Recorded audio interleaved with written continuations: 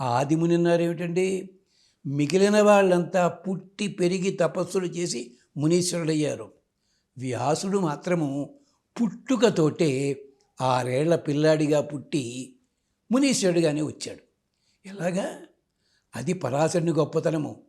పరాశర మహర్షి ఆ యోజనగంధిని సత్యవతిని చూచిన సందర్భంలో పైన ఉన్న గ్రహములు నక్షత్రములు ఉన్న ఆ పద్ధతి లోపల చక్రం చూచినట్టయితే ఇప్పుడు పుట్టబోయేవాడు ఒక యుగపురుషుడు అవుతాడని చెప్పి ఆ క్షణం లోపల ఆమె వంకకిలా చూచాడు. తన సంకల్పం చేత బిడ్డని పుట్టించాడు. చాలా పెద్ద కథ ఇది. ఆ బిడ్డ ఎలా పుట్టాడు? 6 ఏళ్ల వయసులో ఉండి జడలు ధరించి దండం కమండలం పట్టుకుని, అందుకని నన్నయ్య భట్టారకుల వారు ఆదిముని పరాశరాత్మజుండు, ఆయన కన్యాపుత్రుడు కావచ్చును. దీంట్లో ఉన్న అంతరార్థం ఇది.